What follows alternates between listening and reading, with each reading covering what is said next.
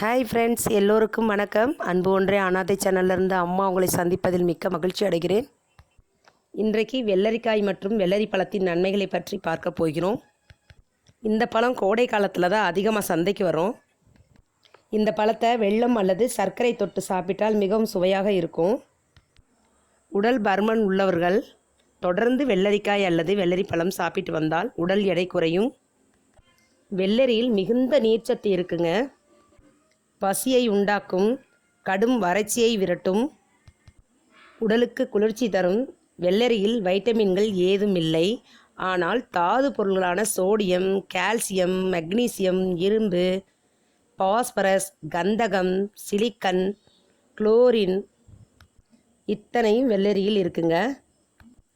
இதெல்லாம் விட நம் இரத்தத்தில் சிவப்பணுக்களை உருவாக்கும் பொட்டாசியம் வெள்ளரியில் மிகுதியாக இருக்குது. செரிமானத்திற்கு மிகச்சிறந்த மருந்து. ஈரல், கல்லீரல் இவற்றின் சூட்டை தடுக்கும் ஆற்றல் வெள்ளரிக்கு உண்டு. வெள்ளரிக்காயை உண்ணும்போது விசேஷ ஜீரண நீர் சுரக்கிறது. இது பித்தத்தை குறைக்கும். உடலில் உள்ள அரிப்பு, உள்ளரிப்பு, கரப்பான் போன்ற சரும நோய்களை விரட்டும். வெள்ளரி பிஞ்சை உட்கொண்டு வந்தால் புகைப்பிடிப்போரின் குடலை நிக்கோடின் தாக்குவதை குறைத்து நஞ்சை நீக்குகிறது. மூளைக்கு மிகச்சிறந்த வலிமை தரக்கூடியது. வெள்ளரிக்காய் சாப்பிடுவதால் மூளைக்கு அதிகம் வேலை கொடுக்கும். வெள்ளரிக்காய் சாப்பிடுவதால் மூளைக்கு புத்துணர்ச்சியும் குளிர்ச்சியையும் தரவல்லது. கண்களுக்கு குளிர்ச்சி தரும். முகத்திற்கு அழகும் நல்ல பொலிவும் தரும். தினமும் வெள்ளரி பழச்சாற்றை பருகி வந்தால் உடல் ஆரோக்கியம் பலப்படும்.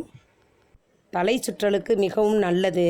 இரத்தத்தில் உள்ள சர்க்கரை அளவை கட்டுப்படுத்தும். இவ்வளவு சக்தி வாய்ந்த வெள்ளரிக்காய் வெள்ளரி பழத்தை சாப்பிட்டு சந்தோஷமாய் ஆனந்தமாய் வாழலாம். இந்த வீடியோ உங்களுக்கு பிடிச்சிருந்தா லைக் பண்ணுங்கள், ஷேர் பண்ணுங்கள், சப்ஸ்கிரைப் பண்ணுங்கள். மறக்காமல் பெல் பட்டனை கிளிக் பண்ணுங்கள், கமெண்ட் பண்ணுங்கள். வாழ்க வளமுடன், வாழ்க பல்லாண்டு. நன்றி, வணக்கம்.